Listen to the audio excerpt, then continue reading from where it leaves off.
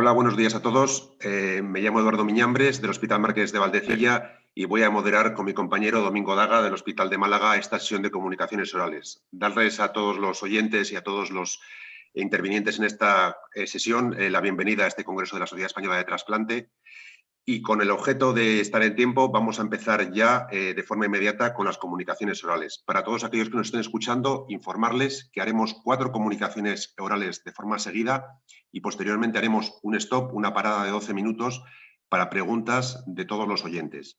Os invito a todos los que estéis asistiendo a estas comunicaciones a que mandéis por correo electrónico, por el chat, aquellas preguntas que queréis hacer.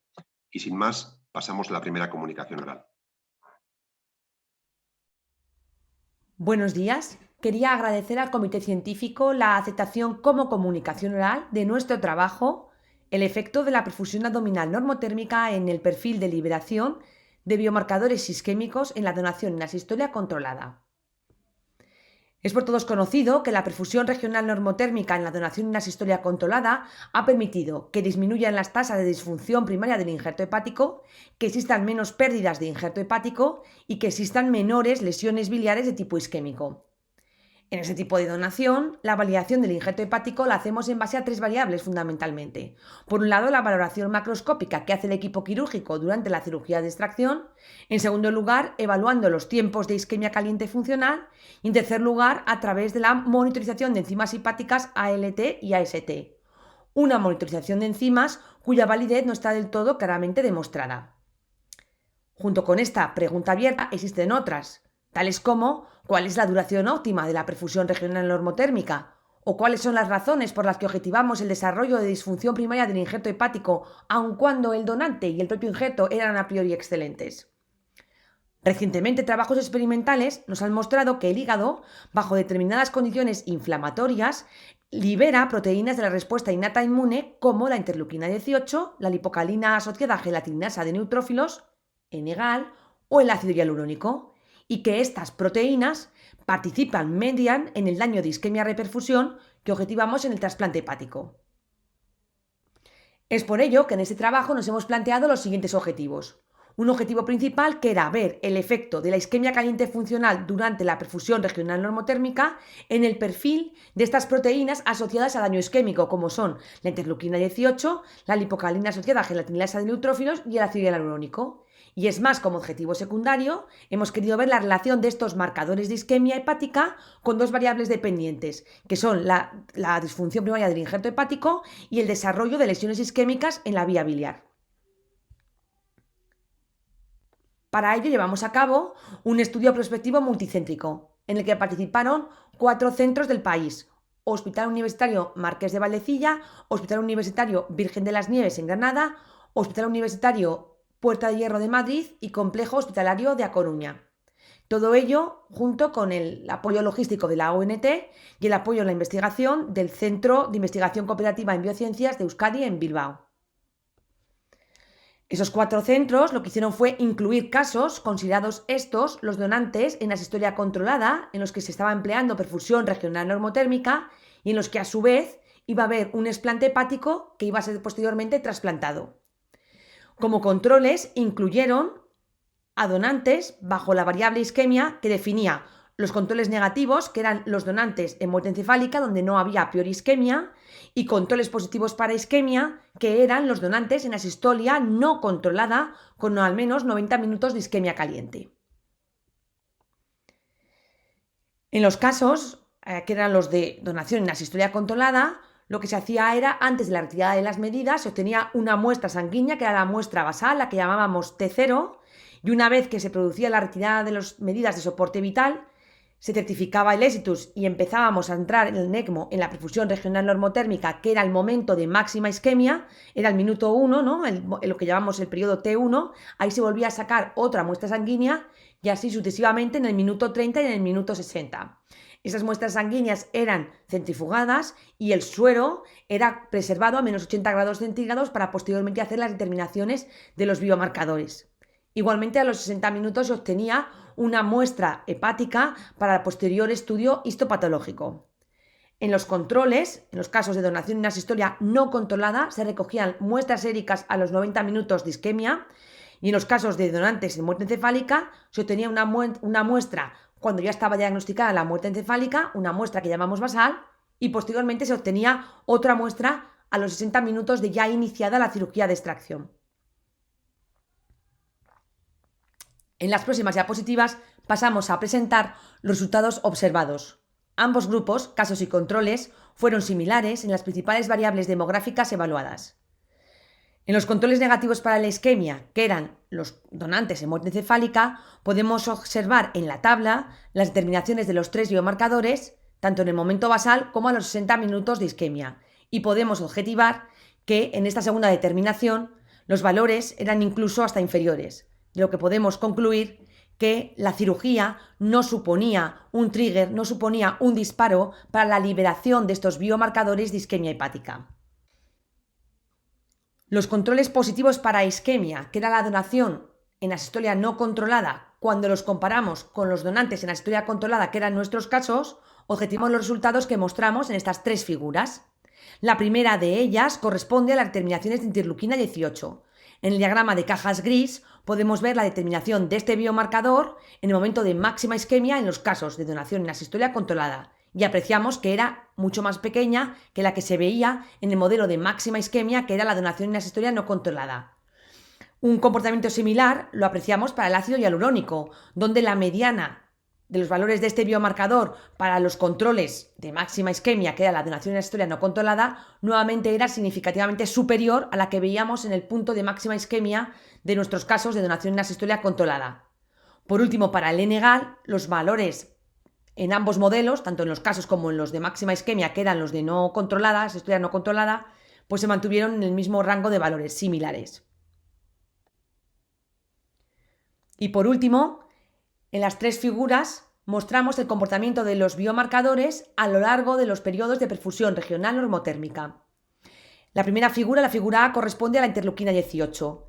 El diagrama de cajas gris corresponde a su determinación en el momento basal. En el momento T1, que es el de máxima isquemia, cuando entramos en ECMO, vemos que la mediana es un poquito superior. Pero lo que aquí damos valor es que a lo largo de la perfusión regional normotérmica, las siguientes medidas de interleuquina 18 se mantienen en el mismo rango de valores, es decir, no hay un incremento. Mismo comportamiento objetivamos para el ácido hialurónico, donde nuevamente en el momento T1, que es el de máxima isquemia, la determinación del ácido hialurónico es superior a la que teníamos previa antes de que aconteciera la isquemia, a la basal. Pero nuevamente en la perfusión regional normotérmica las determinaciones de ácido hialurónico no se incrementan, se mantienen en el mismo rango de valores. Y por último, para el N-gal, vemos otra vez cómo en el momento de máxima isquemia, que es T1, la mediana es superior a la que había basal, y que a lo largo de la perfusión regional normotérmica las medianas de las determinaciones de N-gal no es que se mantengan en el mismo rango de valores, es que van poco a poco disminuyendo.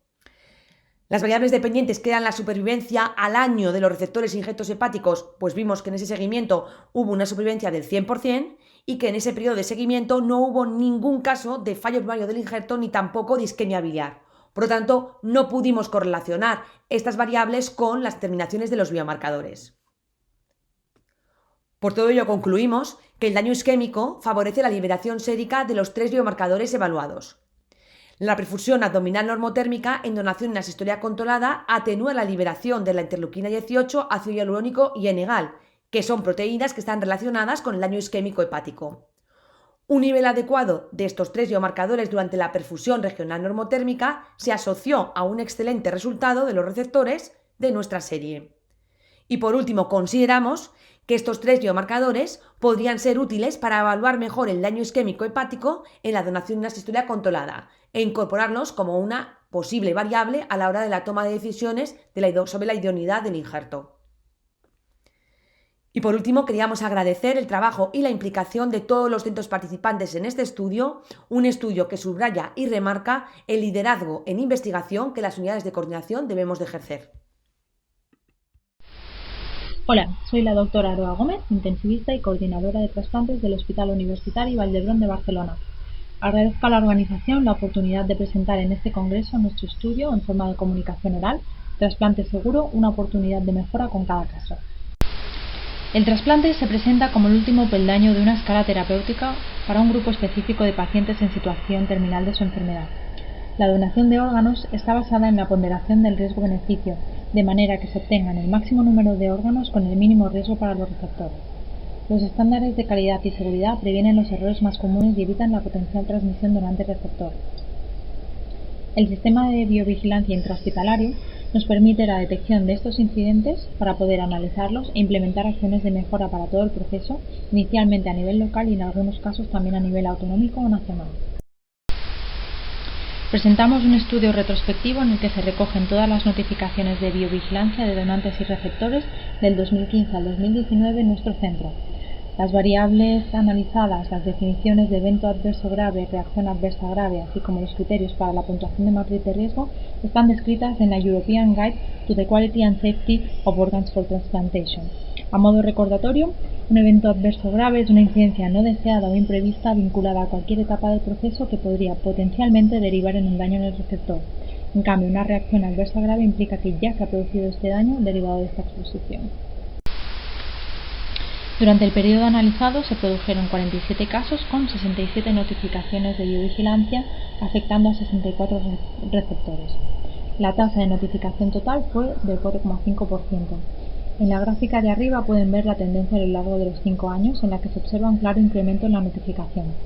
Esto se puede explicar por varios motivos. El primero y más claro es el incremento en el número de trasplantes realizados, como pueden comprobar en el gráfico de barras de abajo, y el otro factor importante es la concienciación de los equipos en cuanto a la notificación.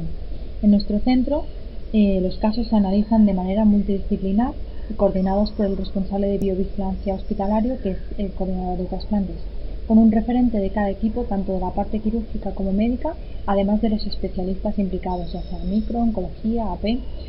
A lo largo de los años se ha trabajado mucho en el enfoque constructivo y despenalizador del caso, en el trabajo y soporte del equipo, entre otras estrategias, y esto ha favorecido que se comprenda la importancia de la notificación para poder abordar los problemas existentes y prevenir los futuros. Como decía, los receptores afectados fueron 64, 33 renales, 10 hepáticos y 21 pulmonares. Más del 50%, como ven, fueron receptores renales. Lógico, ya que el trasplante renal sigue siendo a día de hoy el más frecuente. En el periodo analizado se realizaron 713 trasplantes renales, 253 hepáticos y 444 pulmonares. Si miramos la relación entre los incidentes y el número de trasplantes, vemos que la tasa de notificación por órganos fue de 4,73% para el pulmón, 3,95% para el hígado y 4,63% para el riñón. Veamos con más detalle estas notificaciones. La mediana de la latencia en la notificación, es decir, desde que ocurre el incidente hasta que se notifica y se pone en marcha el análisis del mismo, fue de 13 días, sin diferencias entre evento adverso y reacción adversa grave. Fue más frecuente en los órganos de los donantes de muerte encefálica. Apuntar aquí que en nuestro centro el proceso de donación en asistolia controlada se puso en marcha en 2015. Respecto al notificador, vemos que solo 11 de los casos se notifica a través de una entidad externa, que en nuestro caso la mayor parte de las veces es el BST, ya que también son donantes de tejidos, y del resto la mitad lo notifican los equipos de trasplante y la siguiente mitad los equipos de coordinación. En relación a la procedencia de los órganos, vemos que no hay prácticamente diferencias en las notificaciones entre los órganos que son de donantes propios o los órganos de otros centros. Revisado también respecto al número total de trasplantes realizados con órganos propios y externos, tampoco vemos que haya diferencias significativas. Si analizamos por separado los eventos adversos graves, tenemos que del total de los 51 eventos adversos graves, 24 fueron neoplasias, 24 infecciones, 2 inmunológicos y 1 quirúrgico. La causa en el 65% de los casos fue un fallo en la identificación del riesgo y en porcentajes menores fallos en la documentación, error humano o incidencia quirúrgica. La gravedad del 20% de los casos fue muy grave, solo 10 receptores presentaron consecuencias graves. La puntuación de matriz de riesgo, que sale derivada de la relación entre las consecuencias y la probabilidad de recurrencia del incidente, fue de riesgo bajo en 41 casos y 10 de riesgo medio, es decir, ninguno fue de riesgo elevado. Pasamos ahora a las reacciones adversas graves. De las 16, 9 fueron infecciones, que representan más de la mitad, 2 pérdidas de injerto, 2 neoplasias, 2 injertos no implantados y un evento quirúrgico. Al igual que los eventos adversos, la causa más frecuente tiene que ver con la identificación del riesgo y el 50% restante se divide en fallo de material o equipamiento, error humano o incidentes quirúrgicos. En las reacciones adversas graves se estudia la imputabilidad del incidente al donante. En nuestro análisis se confirmó la imputabilidad en 10 de los 16 casos, se excluyó en 2 y no se pudo evaluar en 3. El caso restante se catalogó como posible la transmisión donante-receptor, pero no se pudo confirmar. La gravedad fue muy grave con desenlace mortal en 3 casos, 12 graves y 1 menor. La puntuación de matriz de riesgo, como os recuerdo que la podemos ver aquí, fue de riesgo bajo en 4 casos y de riesgo medio en los 12 restantes. De los casos que tuvimos, ¿qué podemos decir? Hemos aprendido a hacer un correcto análisis de los casos, a tratar no solo al receptor y a pensar en segundas y terceras víctimas. Hemos mejorado en comunicación y en organización, promoviendo entre todo el equipo la importancia de la seguridad también en la donación y en el trasplante. ¿Qué hemos implementado a raíz de todo lo ocurrido? No solo hemos mejorado la metodología de análisis de casos, también hemos realizado o actualizado protocolos, hemos formado equipos de biovigilancia multidisciplinares, nos hemos vinculado con el equipo de seguridad de paciente del hospital para seguir implicando a todo el personal, y prueba de ello es que hemos iniciado en conjunto un proyecto que se llama así mismo como el estudio Trasplante Seguro, que se ha convertido en uno de los proyectos abanderados por la dirección del hospital y que pretende organizar y dar forma de todos los procesos y procedimientos implicados en la donación y trasplante. También estamos trabajando en un sistema de notificación conjunta a través de una plataforma que ya se usa en seguridad de paciente y que se adapta para las notificaciones de biovigilancia, que facilitará la conexión entre los centros con el soporte de los responsables de biovigilancia de la CAP, y desde nuestro centro hemos liderado el proyecto con una fase piloto. Además, seguimos formándonos, la formación sigue siendo un pilar. Además, la seguridad en el trasplante es un tema al que aún le queda mucho por recorrer. Estas son algunas de las mejoras que hemos implementado en nuestro centro y que una vez más promueven la cultura de seguridad, que ya ha demostrado en otros ámbitos que no solo mejoran los procesos, sino que salvan vidas. Como conclusiones, podemos decir que el sistema de biovigilancia es fundamental para prevenir e implementar medidas que minimicen la transmisión donante-receptor, ya que las consecuencias, como hemos visto, pueden llegar a ser graves e incluso fatales. 11 de cada 1000 trasplantes presenta una reacción adversa grave. Esto se traduce en una mortalidad del 0,2%. El 40% de los eventos, como hemos analizado según las causas, podrían haber sido evitables. El sistema de notificación hospitalario es una herramienta inicial clave para mejorar la calidad y seguridad del proceso en la donación y el trasplante. Muchas gracias. Para cualquier duda, retienen mi correo.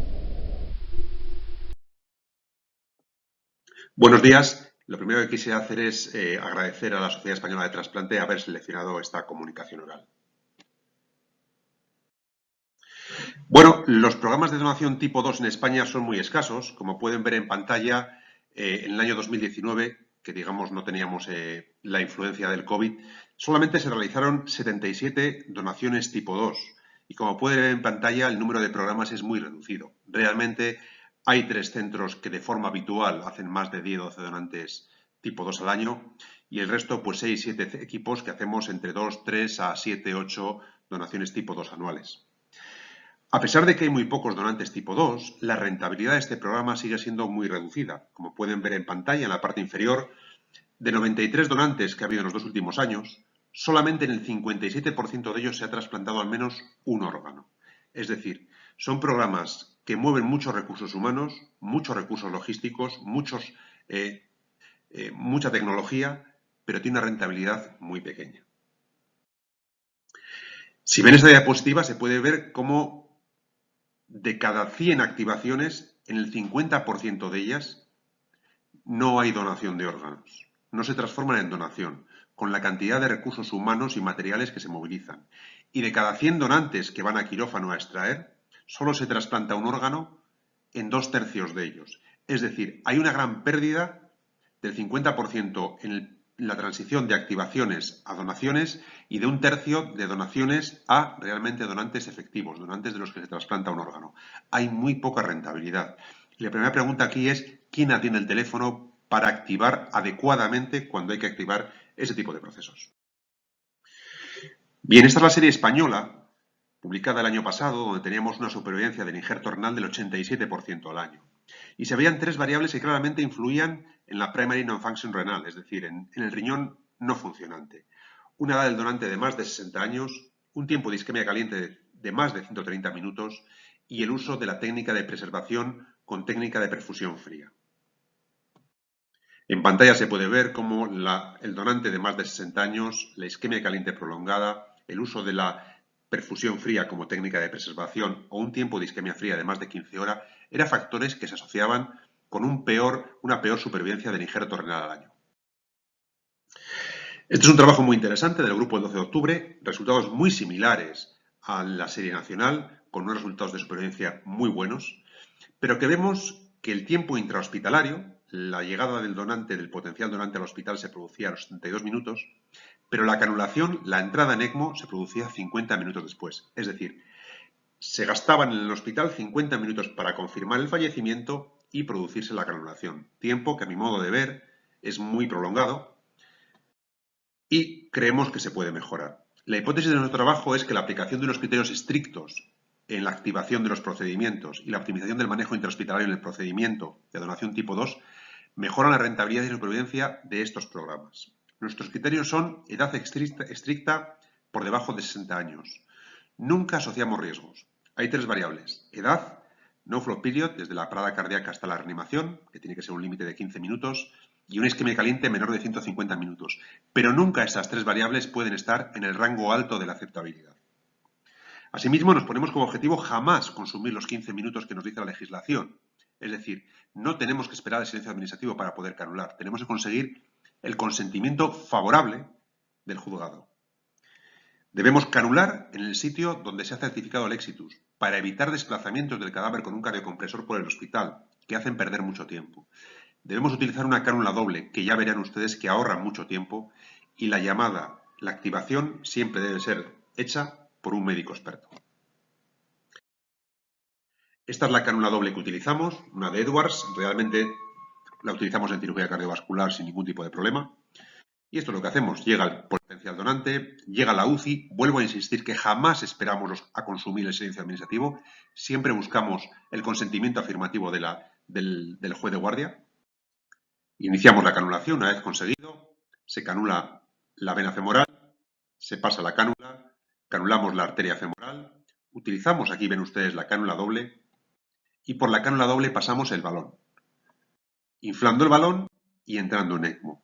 No es preciso canular la arteria femoral contralateral, que cuesta mucho porque estamos con un donante en parada cardiorrespiratoria, un cadáver al que le estamos produciendo masaje con un cardiocompresor mecánico, y en el que canular es francamente difícil. Estos son nuestros tiempos. Desde que llegamos a la UCI hasta que canulamos la ECMO pasan 33 minutos. Y eso es así porque hemos tenido un rango en un caso, de 72 minutos, que nos aumenta mucho la media. Cuando solo hacemos preservación pulmonar, los tiempos son mucho más reducidos porque la preservación con drenajes torácicos es mucho más rápida. Nuestra isquemia caliente, desde la parada cardíaca hasta la colocación de la ECMO, es de 105 minutos. Y solo en 2 casos hemos superado los 125 minutos. Esta mediana se ve influenciada por este caso, que hemos llegado a los 150 minutos, sí, en un donante de 23 años. Y aunque el límite de edad de nuestros donantes es de 60 años, la edad media es de 45. Solo en 4 casos superamos los 55 años. Estos son nuestros resultados. Valdecilla tiene un programa low cost en el que no atendemos las 24 horas del día, 7 días a la semana. Cubrimos aproximadamente 310, 320 días al año. Hemos tenido 26 donantes eficaces, de los cuales en 21 se ha trasplantado algún órgano. En 16 ocasiones quisimos extraer solo riñones, en 9 solo pulmones y en un caso pulmón y riñón. Hemos hecho 25 trasplantes de riñón, 20 en Valdecilla, y 5 se han trasplantado en otros centros del país. Como pueden ver ustedes en este estudio publicado recientemente, con los donantes extraídos y trasplantados en nuestro centro hospitalario, en nuestro hospital, publicado en Clinical Transplantation, la supervivencia del riñón del tipo 2 era del 100% al año y del 92% a los 5 años. Quiero insistir que la supervivencia renal de la serie nacional era del 87% al año. No solo la supervivencia era buena, sino que la creatinina sérica y el filtrado glomerular a los 5 meses era idéntico al de los controles, que eran donantes en muerte encefálica ideales. De menos de 60 años o de menos de 55 si había algún factor de riesgo cardiovascular. Asimismo, en el caso del pulmón, publicamos el año pasado nuestra serie, En una serie de 9 donantes con 8 trasplantes de pulmón, la supervivencia a los 5 años del trasplantado de pulmón era del 87%, cifras muy superiores a la media nacional. Y quiero insistir que de estos 8 trasplantes, 3 se trasplantaron en La Coruña, es decir, se extrajo y se enviaron los pulmones a La Coruña, y solo en un caso se utilizó máquina ex vivo. Para concluir, diría que un programa tipo 2 requiere coordinadores muy convencidos y expertos. La llamada inicial es fundamental. Los criterios de aceptación históricos quizá creo que deben ser revisados. Hemos sido muy flexibles con los tiempos, quizá hay que ser más estricto. Hay que hacer estrategias para minimizar la isquemia caliente, como la cánula doble, no consumir los 15 minutos de silencio administrativo o canular en el box donde se certifica la muerte. La perfusión renal fría es una técnica inaceptable, creo yo, por sus resultados, y vuelvo a insistir en que la asociación de riesgos, edad, tiempos de isquemia caliente y tiempo de no flow deben ser evitados. El tipo 2 creo que su objetivo es focalizarse en órganos excelentes, es el objetivo, y creo que el uso de los sistemas ECMO en el tipo 3, que se hace y se ha diseminado en España, deben facilitar la transición para que aparezcan nuevos programas tipo 2 en nuestro país. Muchas gracias por su atención. Buenos días, mi nombre es Arnau Panisello del Instituto de Investigaciones Biomédicas de Barcelona y del CSIC, y les voy a presentar el trabajo realizado en colaboración con el Dr. Castro titulado Prevención de la apoptosis e inflamación hepática en el precondicionamiento preisquémico en la perfusión oxigenada hipotérmica, HOP. Bien, durante muchos años la preservación estática en frío, Static Cold Storage, ha sido el estándar para preservar y proteger el hígado en frente del daño por isquemia-reperfusión, IRI. Sin embargo, a día de hoy se estudia el uso de máquinas de perfusión para trascender un poquito los límites de la preservación estática en frío. La mejora en la preservación de hígados con la máquina de perfusión oxigenada en hipotermia, HOPE, y ya ha sido demostrada varias veces por varios autores. Por lo tanto, el objetivo de nuestro estudio es comparar los beneficios del uso del HOP antes y después de la preservación estática en frío. Para la realización de este estudio, en el grupo control se extrajeron el hígado a ratas Prague-Dawley y fueron preservadas en solución IgL1 10 horas en preservación estática a 4 grados para luego ser reperfundidas con una solución Krebs ex vivo 2 horas a 37 grados. En el segundo y tercer grupo se reprodujeron las mismas condiciones, pero perfundiendo con HOP durante 2 horas justo antes de la preservación estática, que sería el grupo HOP-PRE, y justo después de la preservación estática, que sería el grupo HOP-EN, tal y como se detalla en el esquema. En todos los casos se extrajeron muestras de perfusato cada 30 minutos durante la reperfusión y muestras de tejido al final de esta. Después de la recogida de muestras, hemos analizado los siguientes parámetros que desde la experiencia de nuestro grupo, que ya ha trabajado muchos años con hígado, nos dan una visión transversal del estado de este. Y entonces, para el daño hepático, hemos mirado transaminasas AST-ALT, lactato y histología. Para la autofagia, la declina 1, para apoptosis caspasa 3 y AIF, y para la inflamación HMGB1. Ya una vez en los resultados, observamos que los niveles de transaminasas AST y ALT, en la figura de la izquierda, marcadas en el círculo rojo, eran significativamente inferiores en el grupo HOPE-PRE, es decir, el grupo con HOPE previo a la preservación estática. Los elevados niveles de lactato que vemos al principio, que son debidos al lavado con Trinker Lactate, y fueron decreciendo a lo largo de la reperfusión, pero no se observó diferencia significativa entre los diferentes grupos. Por otro lado, en los resultados histológicos, la figura de la derecha, se observa una disminución de la lesión histológica en los grupos tratados con HOPE y una tendencia a tener menos lesión en el grupo HOPE-PRE comparado con el grupo HOP-END, es decir, el grupo HOP que se ha hecho el HOP después del Static Cold Storage. Las diferencias también se reflejan a nivel de autofagia, la figura A, la cual está más activada en el grupo HOPE-PRE, en cuyo caso, y dadas las circunstancias, puede considerarse citoprotectora, puesto que se correlaciona con un menor nivel de apoptosis reflejado en los marcadores de la caspasa 3 y A y F, que serían las figuras B y C. Y esto, a su vez, también se refleja en una reducción de la inflamación medido con el parámetro HMGB1. Aún así, y dado lo preliminar de estos estudios, se necesita indagar más marcadores de los diferentes mecanismos subyacentes a este tipo de lesión.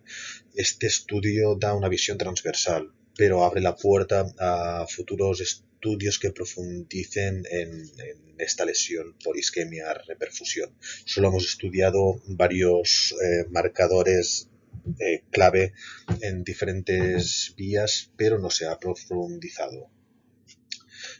Por lo tanto, podemos decir que con esta visión general, la preservación dinámica con HOP antes del Static Cold Storage parece inicializar mecanismos protectores de larga duración que tienen su efecto hasta como mínimo las 2 horas de reperfusión comparado con el HOPE después del Static Cold Storage.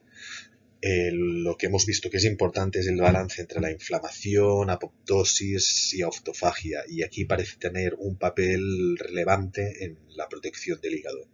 De este modo podemos considerar el HOP como una herramienta de precondicionamiento análogo a otras, y esto abre la puerta a mirar otros marcadores como de vasodilatación o estado de la mitocondria, ya que, como hemos dicho, en nuestro estudio no han sido evaluados, dado que miramos una visión general de ver si se protegía el órgano o no, y no hemos entrado en profundidad en los mecanismos por los cuales se da esta.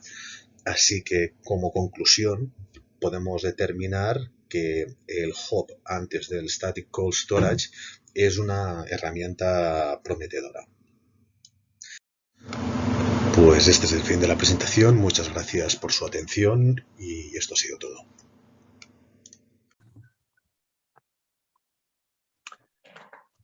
Hola, buenos días. Gracias a todos los ponentes y empezamos con el turno de preguntas.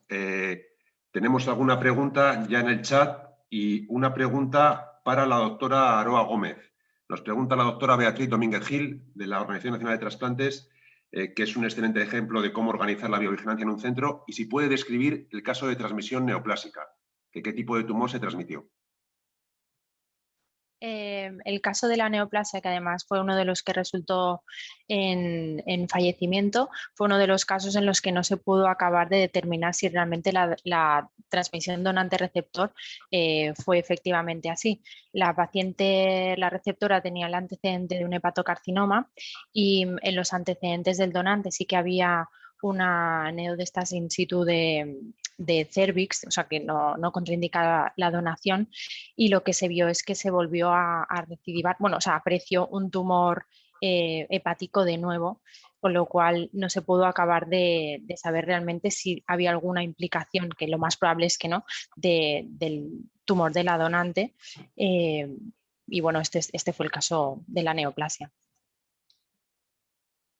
Muy bien. ¿Me oís bien? Sí, perfectamente. Bueno, yo veo que no hay ahora ninguna otra pregunta. Voy a preguntar, María Ángeles. Sí. Me ha gustado muchísimo la comunicación que has hecho.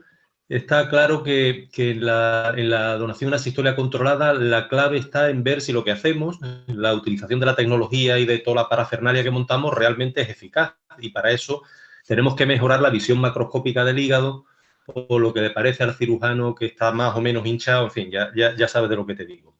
Has elegido unos biomarcadores. Yo quería preguntarte, la clave está en buscar qué biomarcador se va a correlacionar mejor con el daño.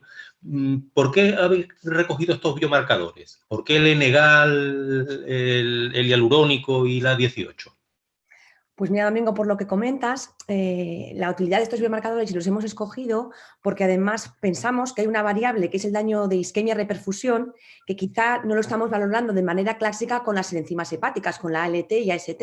Hemos pensado que estos 3 biomarcadores que en modelos experimentales sí que se han relacionado con esa isquemia-reperfusión, pues podrían valorar o ayudarnos a valorar mejor esta otra variable que es el daño de isquemia-reperfusión hepática.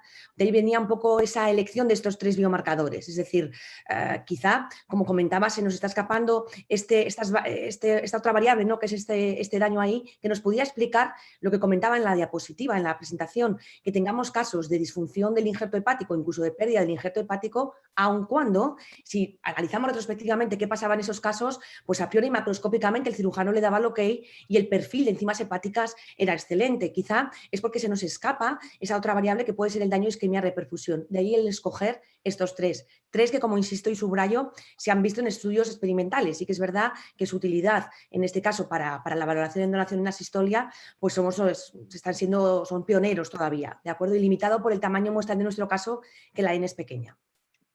Muy bien. Eduardo, Domingo, no sé si podría hacer una pregunta también a la doctora Ballesteros. Sí, claro. Sí. María Ángeles, mira, desde el desconocimiento absoluto, factibilidad de poder tener estos 3 marcadores en un tiempo más o menos real, pensando en durante la perfusión abdominal normotérmica, ¿no? Porque parece ser que yo siempre tengo la sensación de que con las transaminasas nos quedamos muy cortos y que nos gustaría tener más información objetiva aparte de la valoración macroscópica. ¿Cuál es tu experiencia? ¿Cuáles son los tiempos? ¿Tú crees que en algún momento podremos incorporarlos a que sea algo rápido? Pues ese es un poco el objetivo. Creo que tu pregunta es súper acertada, Sara, porque es la verdad. Lo que necesitamos es información a tiempo real y que esta variable que queremos valorar la tengamos in situ. Nosotros hasta ahora, nuestra experiencia, sí que es verdad que se ha hecho a posterior, que lo hemos hecho pues, centralizando en nuestro laboratorio de inmunología las determinaciones, se hacen con unos kits de ELISA, pero sí que es verdad que eso lleva un tiempo. Tengo que deciros que, por ejemplo, para el caso del N-gal sí que existen ya unos kits comerciales que en 10 minutos se puede disponer del resultado, ¿de acuerdo? Que sería lo ideal. Pero sí que es verdad que nos falta implementar esta parte para poder tener esta información que si fueran 10 minutos pues sería claramente de una utilidad real, porque hasta ahora nuestra información sí que ha sido pues a posteriori, para analizarlo luego el caso, pero la práctica real y la vida real nos exige tenerlos ahora, como tú comentas, ahí. Lo que os digo, por ejemplo, para el N-gal hay kit que son 10 minutos, con lo cual eso sí que sería, yo creo, no sé si qué opináis, pero creo que sería realmente factible, porque si en 10 minutos tenemos estas determinaciones, pues se uniría la valoración macroscópica a tiempos de isquemia y a las enzimas también. Una valoración de las 4 variables, ¿no? Sí, completamente de acuerdo. Sin duda. Cambiando, quería preguntarle a Aroa, el tema de la biovigilancia evidentemente es fundamental. Es decir, hacemos muchos trasplantes, pero hay que hacerlos bien y hay que asegurar que el proceso sea seguro. Tenéis una casuística enorme, es decir, que el sistema de biovigilancia en vuestro hospital funciona, que no es igual en todos. Y lo que sí te quería comentar, he visto que habías puesto una serie de medidas que habéis implementado a raíz del control de la biovigilancia. Yo te quería preguntar específicamente cuál de las medidas correctoras que habéis implementado en el proceso os ha resultado más eficaces a la hora de controlar ese riesgo del proceso intrínseco. Yo creo que lo primero y lo más importante es hacer equipos, ¿no? O sea, personas referentes en todos los equipos, tanto de cirujanos, que quizá esto es lo que nos ha costado un poquito más, ¿no? Cirujanos como la parte médica, como todos los implicados en cada caso, ya sea anatomía patológica, microbiología, bueno, los compañeros de UCI, hemos tenido poco casos de todo tipo, pero sobre todo, ¿no? Implicar a los equipos y comentar y notificar y hacer como esta conciencia de que realmente se tiene que sacar a la luz lo que ha pasado, ¿no?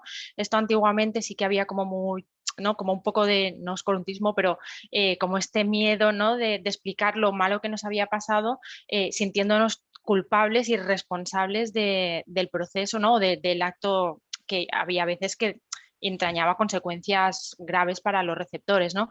Yo creo que esto ha sido como una de las piezas claves, ¿no? El hecho de que podamos sentarnos todos, quitar este carácter, como decía en la presentación, despenalizador y el sentirnos culpables, que hay veces que responsables sí que podemos ser todos, ¿no? En conjunto de todo lo que ha pasado, pero no culpables, y poder explicar y comentar el caso, y después pues eso, poder hacer desde protocolos, procedimientos. No sé, nosotros hemos estandarizado con los compañeros de anatomía patológica cómo se hacen las biopsias intraoperatorias, por ejemplo, cuando no tenemos un nódulo que igual sí que se había visto en la placa de tórax, pero no quedaba claro, y después resulta que en la cirugía sí que se ha visto, pues intentar agilizar todo este proceso para tener una respuesta rápida, que todo el mundo esté alerta y lo haga, ¿no?, en el menor tiempo posible, desde hacer el protocolo de serologías ampliadas según antecedentes epidemiológicos de viajes y de origen de los donantes. Bueno, ha habido muchas cosas, pero yo creo que la piedra angular es la concienciación de la gente, ¿no?, y el promover la cultura de seguridad, así como se hace en otros ámbitos del hospital, también aquí. Después sí que otra de las cosas que estamos en vías de ello, que también lo he comentado un poco por encima, es el hecho de poder tener la información a tiempo real, ¿no? Estamos intentando implementar un sistema de notificación que nos conecte, por lo menos nosotros desde Vall d'Hebron, con los centros de Cataluña, los hospitales de Cataluña, para tener toda la información de los donantes a tiempo real y hacer todas estas valoraciones después de los eventos también lo antes posible y con la máxima información posible. Muy bien. Yo quisiera preguntar también al doctor Castro Benítez, muy interesante el estudio de investigación sobre el HOP, sobre la hipotermia hepática, que realmente hay otros grupos que también lo están trabajando. Y un tema que nos vemos los grupos españoles es que en general vemos que los estudios con HOP, con el tema de hipotermia, se plantean siempre con extracción súper rápida. Es decir, sacamos el hígado y hacemos frío en vez de calor, que es un poco lo que hacemos en los grupos españoles. ¿Creéis que es compatible que el uso de la ECMO normotérmica, es decir, la preservación con calor para el hígado en nuestros hospitales, es compatible con la preservación posterior con el HOP? Es decir, ¿realmente se puede compatibilizar una preservación inicialmente normotérmica con una posterior hipotérmica? Porque parece que todos los grupos plantean la hipotermia versus la normotermia, pero realmente podríamos hacer una preservación combinada. Y no sé si eso es posible o no es posible en base a vuestros estudios y a lo que estáis haciendo todos los grupos que trabajáis con hipotermia.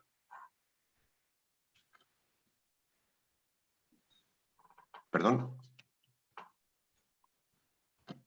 ¿Doctor Castro Benítez? ¿Sí? No está. Bueno, pues seguimos. Eduardo, pues voy a aprovechar para preguntarte como ponente. Bueno, me ha gustado mucho la presentación, porque es que además la clave está en, yo creo que lo has dicho, ¿no? Es decir, muchos hospitales estamos haciendo ya prácticamente todos los tipos de donantes, pero el tipo 2, bueno, pues por las características que tú has descrito, la eficiencia, la dificultad del proceso, el estar ahí 24 horas, 7 días a la semana ante una urgencia extrema, pues hace que muchos no los pensemos. Yo quería que tú hicieras hincapié un poco, primero, en el concepto de simplificación del proceso, que me parece una pieza muy importante, es decir, simplificar esto es tremendamente complejo. ¿Qué podemos hacer para hacerlo más simple, para intentar que sea más amigable? Y es decir, ¿qué mensaje darías tú al resto de coordinadores que podemos estar por aquí, y empezando por mí mismo, para que animarnos a empezar un tipo 2 con las dificultades que el proceso tiene, y cuáles serían las claves para intentar hacerlo más amigable y más rentable? Correcto. Ahora yo creo que es más fácil que hace 10 años, porque todos tenemos experiencia con la ECMO. Antiguamente, sin casuística, esto era una locura, pero hoy todos manejamos la ECMO bien. Tenemos conocimientos en el tipo 3, pues hagámoslo en el tipo 2. Podemos canular y podemos entrar en ECMO sin problemas. En ciudades pequeñas, que no sea Madrid o Barcelona, pues realmente no hace falta que estemos ocupados siempre. Quizá no podamos el fin de semana, pero sí podemos de lunes a viernes. Yo abogaría por la donación tipo 2 renal, que es el primer objetivo, y realmente simplificarlo. Se preserva en el sitio donde se confirma el fallecimiento. Me da igual que sea urgencias, que sea quirófano o que sea la UCI. Y 2, hacer una ECMO, colocar una ECMO. Eso lo hacemos perfectamente. ¿Qué digo siempre a veces con el tema de los tiempos judiciales? La legislación dice que tenemos silencio administrativo, pero en ciudades pequeñas donde hay 5 o 6 juzgados podemos informar a nuestros jueces para que, como en nuestro caso, a los 2 o 3 minutos nos den permiso para canular. Ya les llamamos cuando está llegando un posible cadáver, es decir, se tiene que hablar con ellos. Yo realmente creo que hoy día, con todo el background que tenemos con el dispositivo ECMO, es decir, hospitales que ponemos 15, 20 ECMOs para donantes tipo 3, realmente debemos hacer una posibilidad de ir hacia el tipo 2. Creo que el tipo 2 no debe focalizarse en donantes extremos, en donantes marginales. Esta fuente de recursos tan agotadora debe estar dirigida a donantes jóvenes, donantes de 45 o 50 años. Pero es que hoy día parece terrible que un paciente que en hemodinámica se nos para con 52 años, donde se está haciendo un cateterismo programado, que ese paciente no pueda ser un donante tipo 2. O sea, parece inviable, y yo creo que hoy día con la experiencia que tenemos los grupos españoles con el dispositivo ECMO, debemos dar un paso adelante y en aquellas ciudades grandes o medianas implementarlo. Creo que es factible, nuestros resultados sí lo demuestran. Otras ciudades pequeñas como San Sebastián, como Granada, San Sebastián no tiene programa de trasplante. Trasplanta para cruces en Vizcaya y tienen 10, 8 donantes por año. Yo creo que es factible y debemos hacerlo. Muy bien, Eduardo. Pues yo creo que podíamos ir ya al segundo. Vamos en tiempo, justo perfectamente. Podríamos pasar ya al siguiente set de comunicaciones, si os parece bien, a la asesoría técnica. Hola, soy Sara Alcántara, médico intensivista en el Hospital Universitario Puerta de Hierro Majadahonda, y os voy a presentar nuestro trabajo que ha pretendido valorar las diferencias que hay entre hígados aceptados frente a hígados rechazados procedentes de donantes en asistolia controlada y manejados con perfusión regional normotérmica. Por lo tanto, el objetivo de nuestro trabajo es indagar entre las diferencias que hay entre estos hígados que se aceptan frente a los hígados que se rechazan en aquellos donantes de asistolia controlada que estamos manejando ya con una perfusión regional normotérmica. Se trata de un estudio retrospectivo que hicimos entre febrero de 2017 y diciembre de 2019, en el que se han incluido todos los donantes en asistolia controlada que han sido atendidos por el equipo móvil de perfusión regional normotérmica de la Comunidad de Madrid. Este equipo móvil está integrado por médicos y enfermeras perfusionistas pertenecientes al Hospital Universitario Puerta de Hierro y al Hospital Clínico San Carlos, y se desplaza a aquellos centros que no tienen tecnología ECMO para realizar una perfusión regional normotérmica en este tipo de donantes. Recogimos todas las donaciones en asistolia controladas, por lo tanto, en las que el hígado fue valorado para extracción y posterior trasplante. Recogimos datos demográficos de los donantes como la edad, el sexo, el tiempo de estancia en UCI y la razón de la limitación de las terapias de soporte vital. El tiempo de isquemia caliente, definido como el tiempo que va desde la caída de la presión arterial sistólica por debajo de 60 milímetros de mercurio al inicio de la perfusión regional normotérmica, el tiempo de perfusión regional normotérmica y los parámetros bioquímicos tanto al inicio como al final de la perfusión regional normotérmica y las diferencias entre los valores finales frente a valores iniciales. Durante el periodo de estudio, el equipo móvil prestó ayuda en un total de 55 donaciones en asistolia controlada. De estas 55 donaciones, el hígado fue valorado en 32 casos, lo que supone un 58,2% de toda la serie. Hubo en total 19 aceptaciones, casi un 60% de todos los hígados valorados, y el resto, 13 de ellos, lo que es un 40,6%, fueron rechazos. Procedimos, por lo tanto, a comparar esos 19 hígados aceptados frente a los 13 rechazados.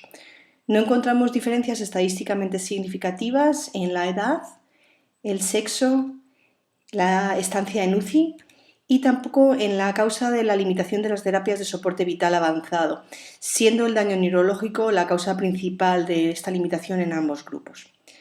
Sin embargo, sí que hallamos diferencias en los tiempos de isquemia caliente, que fueron menores en el caso de las aceptaciones, 11 minutos frente a 15,5 minutos, y también encontramos diferencias en el tiempo de perfusión regional normotérmica, siendo siempre más prolongado en el caso de las aceptaciones que en el caso de los hígados rechazados. Al realizar una comparación de los distintos parámetros bioquímicos que hemos estudiado, no se apreciaron diferencias sustanciales en el valor de las transaminasas ni del ácido láctico. Curiosamente, los hígados aceptados, y es la única diferencia estadísticamente significativa que encontramos, tuvieron un valor de ALT inicial, es decir, nada más iniciar la perfusión regional normotérmica, que fue ligeramente superior a la de los hígados rechazados. Como pueden ver en la tabla, no hubo otras diferencias para los distintos parámetros bioquímicos que hablan de función hepática. Se analizaron así también las diferencias entre los distintos valores gasométricos y exactamente igual que nos ocurre con los valores que hablan de parámetros hepáticos, no se encontraron tampoco diferencias estadísticamente significativas entre el grupo de hígados aceptados frente al grupo de hígados rechazados. Si nos detenemos brevemente en la razón de rechazo hepático, podremos ver que la vasta mayoría de ellos, 12 de los 13 rechazos, fueron debidos a hallazgos macroscópicos desfavorables y solo en un caso el rechazo fue debido al hallazgo intraoperatorio de un carcinoma renal en el donante. De esta manera, ninguno de los hígados fue rechazado por cambios analíticos objetivados durante la perfusión regional normotérmica. A modo de conclusiones, podemos decir que en nuestra serie no existieron diferencias en los parámetros estudiados entre los hígados aceptados frente a los hígados rechazados. Los criterios macroscópicos fueron la principal causa para desestimar el órgano y basado en todo esto parece necesaria la búsqueda de parámetros que apoyen la aceptación y/o el rechazo del injerto hepático de forma más objetiva. Muchas gracias. Buenos días a todos. Soy Pilar Fraile Gómez, nefróloga del Complejo Asistencial Universitario de Salamanca, y voy a presentar la siguiente comunicación oral titulada Evaluación exhaustiva de las características y función renal de los donantes, buscando la mejor opción para nuestros receptores. Como todos sabéis, el trasplante renal de donante vivo ofrece ventajas frente al de cadáver, ya que aumenta la supervivencia de los receptores y, por otro lado, nos ayuda a solventar la escasez de órganos que amenaza nuestra población joven. La función renal del riñón remanente suple satisfactoriamente la disminución de masa renal. Así, el filtrado glomerular alcanza un 70% del valor previo a los 10 o 14 días del trasplante, y este filtrado glomerular es del 75 al 85% a largo plazo, manteniéndose estable a lo largo del tiempo. El objetivo de nuestro estudio fue comparar la evolución de la función renal y proteinuria de los donantes frente a los receptores de trasplante renal de donante vivo al año. Para ello, llevamos a cabo un estudio observacional, analítico, longitudinal y retrospectivo en el que evaluamos a los donantes y receptores de trasplante renal de donante vivo llevados a cabo en nuestro centro hospitalario en el periodo comprendido entre noviembre del 2011 y diciembre del 2018, con seguimiento hasta diciembre del 2019. Las variables determinadas en los donantes fueron el aclaramiento de creatinina basal al primer mes, al sexto mes y al año, y la proteinuria de 24 horas basal y al año. Y en los receptores, el aclaramiento de creatinina y la proteinuria de 24 horas al año. Las variables que seguían una distribución normal se expresaron como media y desviación estándar, mientras que las variables que no seguían una distribución normal se expresaron mediante mediana. Utilizamos el test de Kolmorov, Smirnov y Leven para valorar si las variables seguían una distribución normal y su homocedasticidad.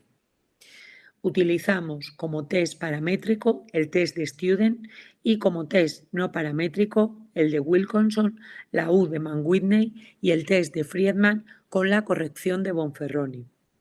El grado de significación estadístico aceptado fue una P inferior a 0,05. Los principales resultados los expongo en esta tabla y voy a proceder a comentarlos. Se encontraron diferencias estadísticamente significativas entre la edad media de los donantes y la edad media de los receptores, que fue inferior. Predominaron como donantes las mujeres y como receptores los varones. En la evolución del aclaramiento de creatinina a lo largo del tiempo se constató una disminución estadísticamente significativa del aclaramiento de creatinina basal respecto al aclaramiento de creatinina al mes, al sexto mes y al 12 mes. Esta diferencia del aclaramiento de creatinina basal con el aclaramiento de creatinina posterior a lo largo del tiempo fue estadísticamente significativo. Sin embargo, no hubo diferencias entre el aclaramiento de creatinina al mes, al sexto mes y al 12º mes.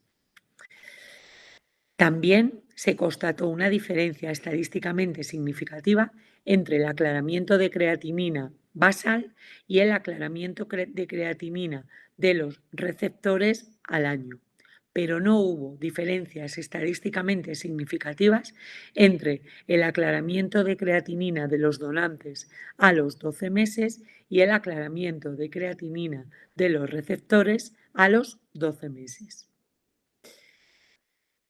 Se produjo un descenso de la función renal de un 67,85% en los donantes al mes, de un 71% al sexto mes respecto al basal y de un 76,1% al año, sin haber diferencias estadísticamente significativas entre estos porcentajes de función renal basal alcanzados. En cuanto a la proteinuria de los donantes basal y la proteinuria a los 12 meses, sí que se produjo un incremento estadísticamente significativo.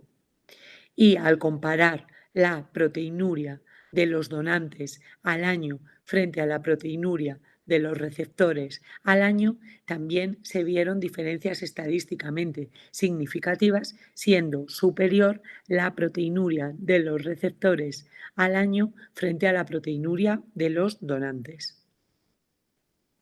Como conclusiones de nuestro estudio, decir que la función renal de los donantes y receptores fue la misma al año del trasplante renal, de lo que podemos deducir que el trasplante renal de donante vivo es una excelente opción para nuestros receptores, donde la minimización del tiempo de isquemia fría, la existencia de función renal inmediata y la compatibilidad HLA condiciona que no haya diferencia entre esta función renal del donante y del receptor. Por otro lado, una evaluación exhaustiva de la función renal del donante pretrasplante nos va a predecir la función renal teórica del receptor y podemos así determinar su idoneidad teniendo en cuenta la edad, el sexo, el tamaño corporal y la comorbilidad del receptor. La brecha de edad entre los donantes y los receptores fue de 7 años, con un predominio de mujeres como donantes que está demostrado que tienen una menor masa nefronal.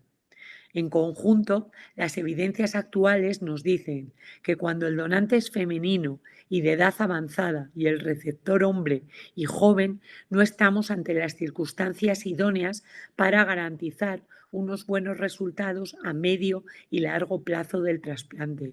Por tanto, deberíamos ampliar la opción de trasplante cruzado para maximizar los resultados de supervivencia de los órganos de donante vivo a largo plazo. Tras la nefrectomía, la mejoría de función renal superior se obtuvo al 6º mes. Por tanto, el filtrado glomerular que tenemos en ese momento, dada la estabilización posterior, puede ofrecernos una estimación de la función renal futura del donante. Muchísimas gracias por su atención y quedo a la disposición de cualquier duda que pueda surgir. Buenos días, soy Nerea Torres y voy a presentarles el trabajo titulado Donación, un gran poder conlleva una gran responsabilidad. Como ya sabemos, nuestro país ha sido líder mundial en donación y trasplante durante los últimos 28 años de manera ininterrumpida, con una tasa que el año pasado alcanzó los 49,6 donantes por millón de población. El año pasado nuestro país aportó el 20% de las donaciones de órganos de toda la Unión Europea y el 6% de las donaciones realizadas a nivel mundial, a pesar de que nuestro país solamente representa el 9,1% de la población europea y el 0,6% de la mundial. Con respecto a la actividad trasplantadora, también en el 2019, España alcanzó una tasa de 117,4 trasplantes por millón de población, solo superada por Estados Unidos, porque ellos tienen una importante actividad trasplantadora de donante vivo. En trasplantes de donante fallecido sí que ocupamos el primer puesto a nivel mundial. Además, recientemente se han conocido las cifras del 2020 y a pesar de que la pandemia pues se ha resentido, hemos conseguido resistir el impacto de la COVID-19 y se realizaron el año pasado 4.425 trasplantes. Bueno, en el ambiente de desánimo y autocrítica tan feroz que a veces acompaña a nuestro país, es muy positivo reconocer, fomentar y seguir trabajando en algo que sabemos hacer y en lo que podemos ayudar a otros países. Y es que aquellos países de la Unión Europea que han implantado en parte o en su totalidad el llamado modelo español de trasplante, como es Croacia, Francia, Italia o Portugal, lideran el ranking europeo tanto en tasa de donación como de trasplante. En el Reino Unido, donde se ha incrementado en los últimos años de forma considerable la actividad trasplantadora, ha sido fundamental la implicación de los intensivistas en el modelo de donación, una de las piezas clave de nuestro sistema de trasplante. En este contexto, el objetivo de nuestro trabajo era comparar la intención de donación actual con la donación que finalmente es efectiva. Además, analizar su evolución a lo largo de los últimos años y caracterizar las razones que las familias esgrimen a la hora de aceptar o rechazar la donación de los órganos de un familiar en nuestro centro. ¿Y cómo lo hicimos? Pues el trabajo constaba de dos partes. Por un lado, llevamos a cabo 1.065 encuestas a trabajadores, pacientes y acompañantes que asistieron al Hospital 12 de Octubre de Madrid durante el mes de marzo del 2019, así como a otros participantes procedentes de otras zonas de Madrid no relacionados con el mundo sanitario. La encuesta incluía una serie de preguntas para caracterizar demográficamente la muestra, como sexo, edad, nivel académico, si sus estudios o profesión estaban relacionados con el mundo sanitario, y luego una serie de preguntas con las que pretendíamos estimar la intención de donación de los participantes con respecto a sus órganos o con respecto a los de sus familiares. En qué medida se había hablado en su familia acerca del tema de la donación y valorar el grado de conocimiento que tenían acerca del modelo legal de donación de nuestro país. Aquí vemos un ejemplo de la encuesta que realizamos. Por otro lado, analizamos las 1.158 entrevistas realizadas a los familiares de potenciales donantes del mismo centro desde el 96 hasta el 2018, para lo que contamos con la ayuda de la Coordinación de Trasplantes del hospital. Esta información nos permitió comparar la voluntad de donación expresada en la encuesta anterior con la tasa de donación efectiva final y además, en aquellos familiares que declinaron la donación, analizar qué motivos argumentaban. Teniendo en cuenta el global de las encuestas, la edad media fue de 51,6 años. El 58% de los encuestados eran mujeres y el 26% personal sanitario. El 5,1% de las personas entrevistadas eran pacientes trasplantados y el 89,4% donaría sus órganos. En la tabla se exponen los análisis de los resultados dividiéndolos en función de si serían donantes o no. Y vimos que los factores asociados a una mayor tendencia a la donación fueron la edad más joven, tener un nivel de estudios superiores, haber transmitido su deseo de ser donante a la familia, estar dispuesto a donar los órganos de un familiar y conocer el modelo opt-out de donación de nuestro país. En el análisis multivariado se observó que el haber hablado de la intención de donación con la familia se relacionaba de forma independiente con la intención de donar. De las entrevistas a familiares de potenciales donantes, el 79,4% finalmente aceptaron la donación. La causa de aceptación y negación de los familiares las podemos ver en la tabla. Destacan para la aceptación la solidaridad y que su muerte no sea inútil. Y para rechazar la donación, destaca el sospechar que el potencial donante no habría querido y el deseo de mantener la integridad del cuerpo. Y cuando analizamos la evolución a lo largo del tiempo, observamos un aumento de la aceptación de donación en el primer periodo con una reducción en los últimos años, y esto fue estadísticamente significativo. Y ante esta observación cabría plantearse si la tendencia observada es extrapolable a otros ámbitos como la comunidad autónoma o incluso el país. Afortunadamente vemos que a nivel estatal no es así. Aunque aquí no estamos analizando el porcentaje de aceptación y rechazo, vemos que la tasa de donación por millón de habitantes no solo ha seguido una pendiente ascendente, sino que en los últimos años es donde se ha producido el mayor incremento en la tasa de donantes en nuestro país. Y si nos referimos a la Comunidad de Madrid, la curva ascendente no es tan pronunciada, aunque sí es verdad que la tendencia parece creciente. En la tasa de donantes por millón de habitantes, sin embargo, sí que parece que la curva en los últimos años tiende a decrecer. Y todo esto nos lleva a extraer una serie de conclusiones y a intentar buscar una serie de propuestas. Existe cierto grado de desinformación acerca de la legislación que regula la donación en la población analizada. En muchas familias parece que se desconoce la voluntad de donación. La principal causa de declinación a la donación es la sospecha de negativa en vida del potencial donante. Y es importante conocer las causas de rechazo de los familiares a la donación para dirigir las campañas de información. Es importante promover estudios para conocer la intención de donación a nivel más local.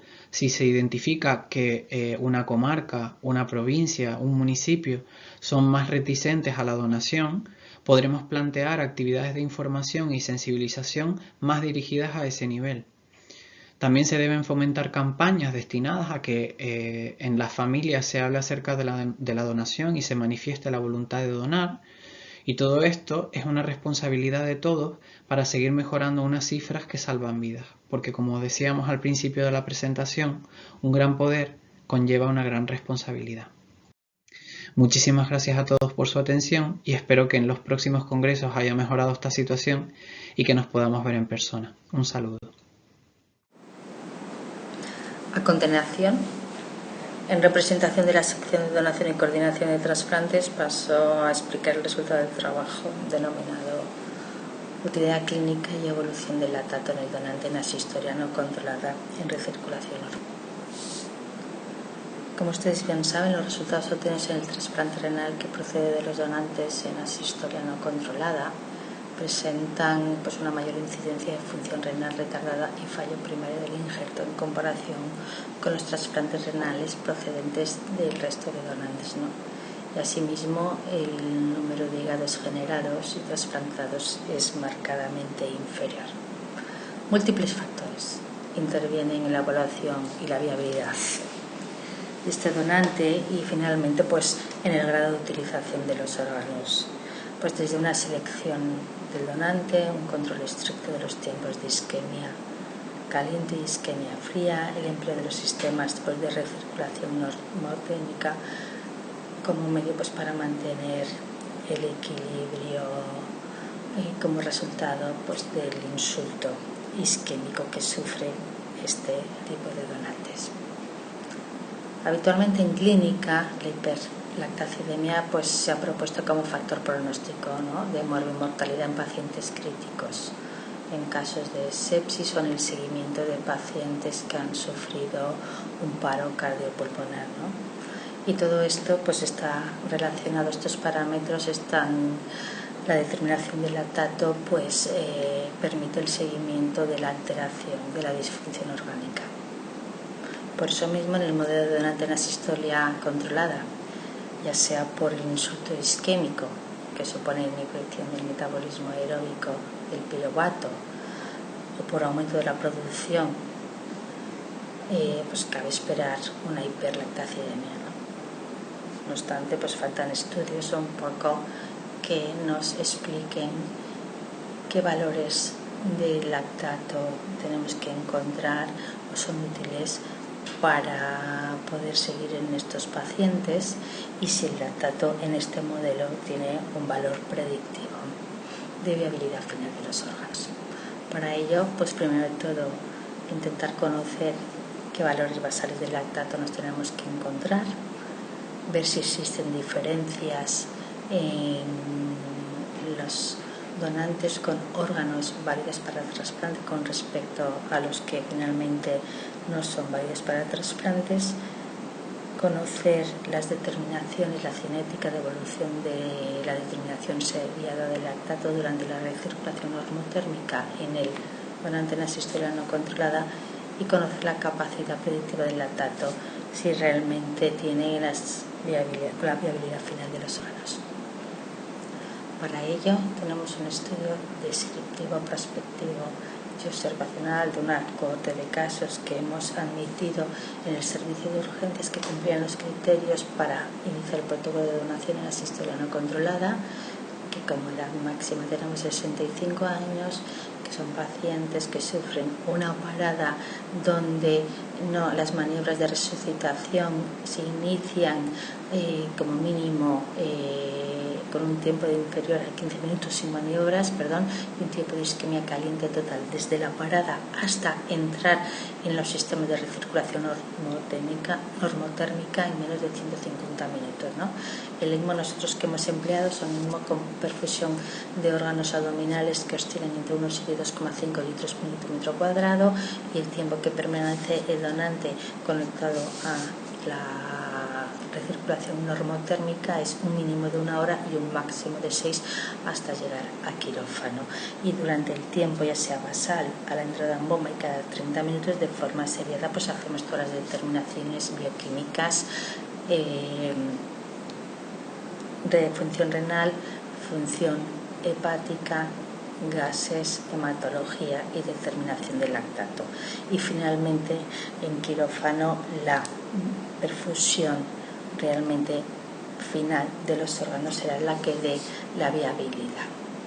Para eso, como ustedes pueden ver, tenemos 45 casos que hemos analizado de estos posibles donantes en asistolia controlada que hemos evaluado a la llegada del hospital con unas edades medias de 35, un intervalo de edad entre 35 y 65 años, donde el 90% pertenecen al género masculino y el tiempo de diagnóstico de la muerte hemos tardado de una hora y 23 minutos como media, con unos lactato basales que oscilan entre 73 y 335 miligramos de decilitro, un hematocrito y unas funciones renales a la entrada absolutamente normales. Durante el seguimiento, un 15% de los casos ya los hemos contraindicado, ya sea porque previo o por problemas de canulación o por problemas en la bomba de recirculación de los casos no han podido seguir todo el tiempo de preservación y nos hemos quedado con 38 potenciales casos. Los lactatos basales aparentemente sí que hay discreta, pero no hay diferencias significativas en el valor de lactatos basales que esperamos con respecto a los eficaces, ni en hematocrito, ni en la creatinina de ingreso, ni en las gasometrías, ni en las funciones hepáticas. Cuando vemos realmente la cinética de las determinaciones seriadas del lactato, vemos que las dos curvas realmente son completamente superpuestas en cuanto a los donantes con órganos eficaces, como pueden ver, que es este azul más intenso, y se solapa realmente con el azul más claro, que son los lactatos de los donantes no eficaces. Únicamente, pero no tiene ninguna trascendencia, a los 30 minutos de entrada en bomba parece que hay un menor lactato en los donantes, además que no generan órganos eficaces para el trasplante. Sí que es cierto que ya esto indica que estos lactatos, siempre se están moviendo con valores que están por encima de los 150 y 250 miligramos decilitros. No, como pueden ver realmente, y se demuestra cuando hacemos una curva para ver si existe algún valor predictivo cuando se lo presenta, pero no, el lactato no predice absolutamente, ni el lactato basal ni seriado, como pueden ver la curva COR, no tiene ningún valor predictivo con la viabilidad final de los órganos. Entonces concluimos que realmente, conocemos en un modelo de donante comparada cardiorrespiratoria no recuperada, conocemos qué valores de lactato nos vamos a mover. Además vemos que estos valores del lactato persisten durante el tiempo que está en recirculación normotérmica, independientemente del mantenimiento que se os darán, y probablemente puede ser porque realmente el ECMO no es un sistema estanco y existe una producción continua del lactato en el resto del organismo que están sufriendo el insulto isquémico, porque no existe un metabolismo, un aclaramiento adecuado, porque el hígado no está en condiciones también de llevar adelante el metabolismo en condiciones normales, o porque realmente durante el tiempo que existe esa determinación seriada, el metabolismo no es adecuado para realmente, no hay tiempo para que pueda existir una depuración correcta si fuera así, ¿no? Entonces, como han visto también, tampoco existe capacidad de predecir la viabilidad, no hay diferencias de un lactato a otro, y aunque sí tiene el estudio tiene sus limitaciones y una población muy particular, creemos que en este modelo el lactato no es un parámetro adecuado de seguimiento ni para predecir realmente la viabilidad final de los riñones. Muchas gracias. Bueno, pues seguimos con las comunicaciones, con las preguntas. Gracias a todos los ponentes. Yo una pregunta que hay para la doctora Sara Alcántara, de Puerta de Hierro, es un tema acerca de, primero, felicitaros por el programa de ECMO móvil, que es espectacular. Y la pregunta en cuestión es, en el caso de los hígados que se descartan, cuando habláis de evaluación macroscópica, ¿se acompañan siempre de biopsia o realmente no hay una biopsia que confirme el daño macroscópico? Sí que hay biopsia, eso es parte del protocolo quirúrgico, y cuando el cirujano dice que no, lo único que hacemos es la extracción de una cuña hepática que luego queda para anatomía patológica, así que sí, siempre hay biopsia. ¿Y hay correlación entre la biopsia y la decisión? Pues en la mayor parte de los casos sí. Normalmente son distintos grados de esteatosis hepática lo que hace que el hígado sea rechazado en el acto quirúrgico, pero sí, normalmente siempre hay relación. Perfecto. Quería yo incidir un poco en este aspecto, Sara. Tu impresión, lo que tú cuentas, enhorabuena porque tenéis un programa extraordinario, pero lo que tú has descrito en tu presentación es lo que vivimos, yo creo que en toda España. Es decir, que la mayor parte de los equipos que rechazan hígados lo hacen con el parámetro de me gusta o no me gusta, macroscópicamente está bien o está mal. Muchas veces, tú lo has dicho, la correlación que hay con enzimas o lactatos no es en el mismo sentido. Por esto te digo, parece clave que el cirujano que está haciendo la extracción sea una persona con experiencia, ¿no? Es decir, una persona experta. ¿Es ese el caso en vuestra comunidad? Yo creo que en la mayoría de los casos sí. De todas formas, este trabajo tienen que entender que surge de la modestia del médico intensivista, ¿no? O sea, nosotros no somos cirujanos, pero la pregunta ha surgido porque en varias situaciones hemos tenido un equipo extractor haciendo, propiamente dicha, ¿no?, la extracción de órgano, y un cirujano hepático fuera, que es el que nos ha ayudado a nosotros a canular. Y te das cuenta que a veces cuando empezamos a hablar de criterios macroscópicos, las opiniones quirúrgicas entre dos equipos distintos no pueden ser la misma, ¿no? Entonces te acabas preguntando si sería necesario tener un arma un poco más objetiva, que fuera rápida, que no fuera el demorar una biopsia que sabemos que va a tardar, sino que fuera algo que fuera mucho más rápido y que nos ayudara también a apoyar, irnos hacia un lado o hacia otro. Era un poco lo que decía la doctora Ballesteros antes, ¿no? Igual las transaminasas y el láctico, bueno, pues sí, pues son parámetros muy inmediatos, pero a lo mejor no son los mejores. Y en aquellos pocos casos en los que tengamos la duda y finalmente el hígado se rechace, a lo mejor apoyarnos en un dato objetivo, analítico, nos podría ayudar a recuperar algún órgano más, ¿no? Yo creo que de ahí sale la pregunta que nos hemos hecho nosotros. Muy bien. Yo, una pregunta que quisiera hacer a la doctora Camino Rodríguez del Hospital Clínic de Barcelona. Por supuesto, entiendo que el lactato en el tipo 2 evidentemente es muy distinto del tipo 3. Mi pregunta es, entiendo que no tomáis ninguna decisión en base a la valoración del lactato. Y la segunda es, si realmente os habéis planteado comparar el lactato no en base al resultado, en base a la bajada de la ECMO, sino en base a los periodos de no flow, es decir, el tiempo desde la parada hasta que se reanima, que seguro que es muy superior en aquellos que se reaniman a partir de los 15 minutos frente a los que se reaniman inicialmente a los 3-4, o aquellos que tienen una isquemia caliente muy, muy prolongada. Es decir, quiero decir, si habéis comprobado el lactato frente a esos parámetros pues de daño isquémico muy prolongado, como el no flow o isquemia caliente muy, muy, muy prolongada. La verdad que no lo hemos analizado así, Eduardo.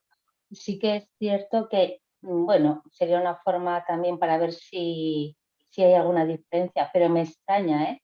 Me extraña porque viendo un poco cómo se ha comportado el lactato en los casos que hemos contraindicado ya de entrada, con tiempos de isquemia a lo mejor cortos, pero los hemos contraindicado porque hay una negativa familiar o judicial, todos los valores siempre se mueven en los mismos rangos, pero sí que es cierto que no lo hemos mirado.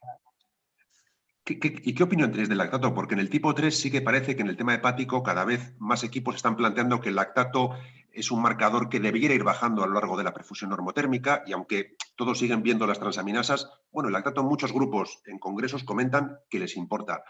Vosotros en el tipo 2, ¿qué opinión tenéis después de esta experiencia, que posiblemente es la más amplia que hay con el lactato? Mira, yo no soy una experta en lactato, pero un poquito revisando el tema, sí que para el lactato últimamente hay muchas teorías. Yo creo que en el tipo 2, visto lo visto, realmente no sirve para nada. Sí que he leído que para el hígado sí que lo utilizan y que se ha visto realmente como el hígado va a lo largo, cuando lo tienen en máquinas de perfusión, el lactato responde y va bajando, y esto va en relación con los hígados con una buena evolución del infecto hepático. En este caso, de verdad, creo que es un parámetro que deberíamos obviarlo. Yo no sé si es porque realmente durante el lactato no da tiempo a que realmente si hay un aclaramiento lo haya durante la recirculación. No sé si a lo mejor en el supuesto que pudieras tener tiempos muy amplios de recirculación normotérmica, a lo mejor sí que hubiéramos podido ver una eliminación correcta y es un problema más metabólico, no lo sé. Pero con los datos que tenemos, yo creo que es un parámetro que a nosotros no nos aporta nada para el tipo 2. Muchas gracias. Sí, yo creo que incidiendo un poco en el tema del lactato, hay que tener en cuenta, claro, que disminuir el lactato en la circunstancia en donde estamos, con circulación normotérmica en un hígado que viene de sufrir un insulto isquémico, teniendo en cuenta que la metabolización del lactato fundamentalmente se hace en el hígado, pues sería prácticamente un milagro. Entonces yo creo que la clave probablemente es lo que decía Eduardo, ¿no? Es decir, si podemos intentar que el lactato al menos no suba, que se mantenga estable a lo largo del tiempo, yo creo que eso sería probablemente, teniendo en cuenta las cinéticas del lactato, lo más realista que deberíamos buscar, ¿no? No tanto un descenso. Bueno, voy a Nerea, la presentación que has hecho de entrevista familiar y de la encuesta, bueno, me parece interesantísimo, ¿no? Los que llevamos pues muchísimos años entrevistando familias, hemos visto cómo a lo largo de estos años los modelos de entrevista han ido cambiando enormemente, es decir, no ya tanto por los escenarios de donación, porque pasamos de la muerte encefálica clásica a modelos absolutamente distintos, con los cuidados intensivos orientados a la donación, con las asistolias, etcétera, etcétera. Pero independientemente ya de los escenarios de donación, a mí personalmente ya, que llevo muchos años hablando con familias, sí me llama la atención cómo hace 15 años, 20 años, el revertir negativas familiares era bastante más fácil que a día de hoy. Hoy las negativas familiares ya vienen muy estructuradas, ya vienen pensadas de casa, ¿no? Parece que ya venía con la respuesta hecha. Yo creo en gran parte, sigo dando mi opinión personal, que esto es debido a que la gente, el ciudadano, ya ha aprendido una gran parte, probablemente porque hemos incidido durante mucho tiempo en campañas de que se hable en casa de donación, de promover esta discusión en casa, en los ambientes sociales. Yo creo que hay mucha gente que este debate se ha producido y ya saben que la mejor opción para evitar, si uno no quiere o tiene conceptos erróneos o lo que sea, que el proceso siga adelante, es decir que, bueno, que el paciente en vida había dicho que no. La negativa familiar en vida es probablemente la causa, la negativa más compleja de revertir. No sé si a vosotros con las encuestas o con vuestra experiencia tenéis la misma sensación o no. Sí, tenemos la misma sensación y de hecho por eso comentaba al final del vídeo que quizás se tendría que dirigir las campañas digamos, a fomentar que la gente de alguna manera, yo no sé si el carnet de donante, no sé exactamente cuál es la mejor manera, pero sí que es cierto que habría que fomentar que la gente dejase constancia de su deseo de donación, porque es lo que comenta, que al final si la familia dice que no, que el familiar no lo deseaba y no hay constancia de ello, pues al final es verdad que ese motivo cuesta muchísimo echarlo abajo, ese argumento, porque al final uno no puede luchar contra la voluntad en vida de quien no deseaba donar. Entonces sí es cierto que nosotros creemos que algún tipo de investigación sociológica para ver qué hay detrás de todo esto y de alguna campaña para dejar constancia de la donación, sí que podría mejorar resultados. Y sobre todo eso, analizar un poco más, no tan a nivel estatal, porque está claro que hay diferencias entre lugares, sino ya concentrarse un poco más a, digamos, cuáles son las características de cada zona. Muy bien. Nos quedan muy pocos minutos. Voy a ver si puede entrar una última pregunta para Pilar Fraile. Pilar, es evidente que el trasplante renal de vivo es la mejor opción de tratamiento sustitutivo para el paciente con insuficiencia renal crónica. La pregunta sería, ¿piensas que en el escenario español, piensas que en España estamos en un buen nivel de trasplante renal de vivo o tenemos todavía opción de crecer y de aumentar esas cifras? Creo que hay mucho margen de mejora, desde las consultas de prediálisis, fomentando la opción del trasplante de vivo para la gente, para los receptores jóvenes. Creo que tenemos muchísimo margen de mejora y muchas posibilidades de crecimiento. La gente se aferra mucho cuando le planteas la opción de vivo. En España hay mucho trasplante de donante cadáver. Bueno, primero espero un cadáver y si no ya tengo la opción del vivo. Entonces creo que hay que fomentar e informar mucho desde los estadios iniciales, contando las verdaderas ventajas de la opción del trasplante de vivo. Muy bien, muy bien. Pues no sé si hay alguna pregunta de la audiencia, voy a mirar. No, parece que no hay ninguna más. Pues si os parece, nos quedan 1 minuto o 2 para terminar la sesión. Quiero terminar la sesión dando las gracias, dando la enhorabuena. Bueno, la calidad de las comunicaciones ha sido excelente y mucho más en el contexto que se ha desarrollado. La primera vez que al menos yo hacemos esto en un congreso, una sesión virtual de comunicaciones, porque yo creo que podemos estar contentos. No ha salido excesivamente mal. Así que muchas gracias a todos. Un abrazo fuerte y a ver si el año que viene podemos vernos. Hasta luego. Adiós. Adiós.